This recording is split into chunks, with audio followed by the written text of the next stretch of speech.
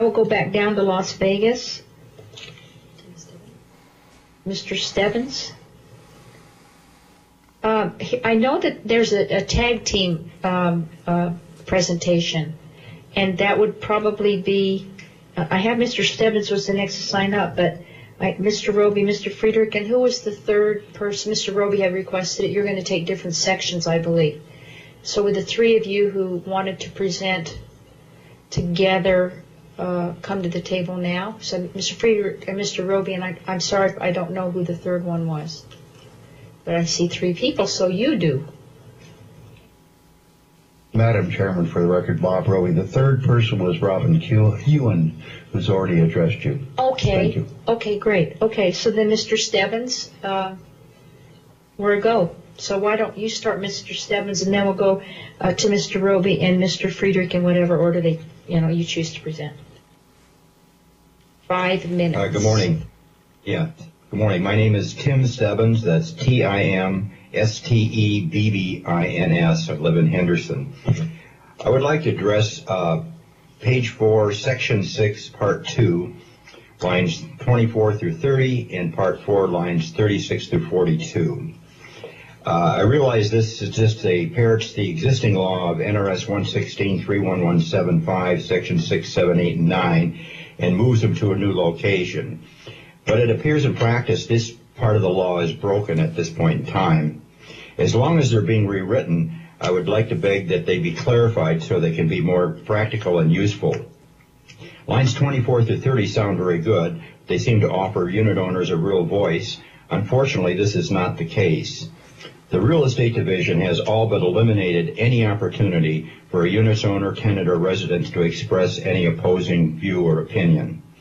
The division has determined the current wording of 31175, section 9, shown as part 4, lines 36 through 42, limits the issue of official interest to only a matter involving a pending vote by an executive board involving the enactment or adoption of rules and regulations. So only if something's been published under that very narrow thing can there be an opposing view, since such circumstances are so rare as to be almost non-existent.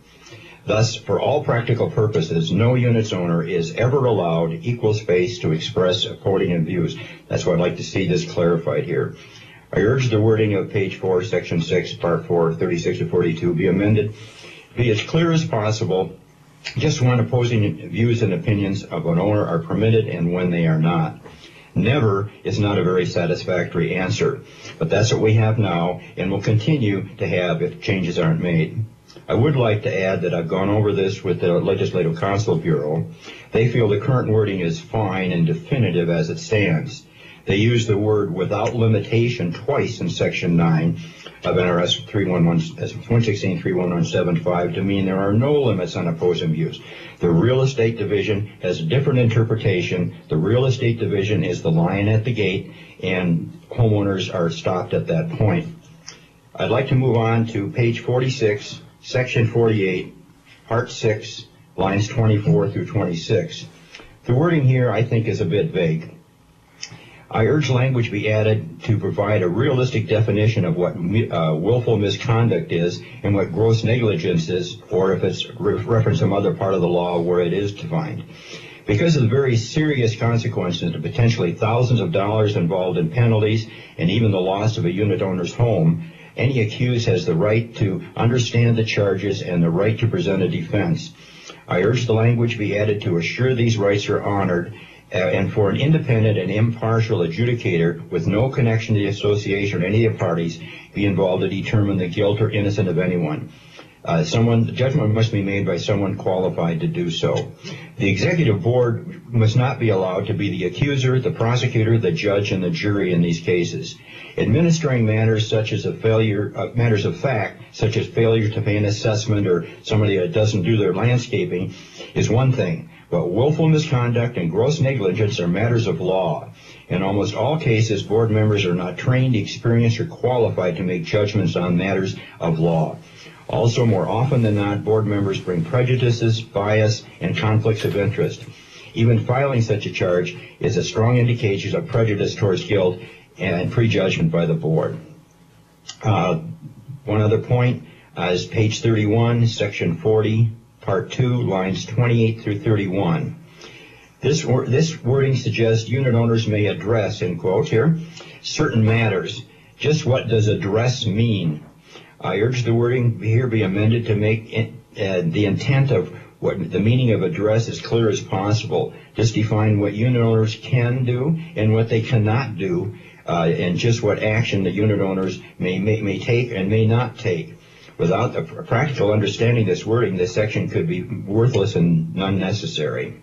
And finally, page 39, section 43, part 2, paragraph C, lines 3 through 6, votes by unit owners at meeting of units owners by person, proxy, absentee ballot to determine any action of the association.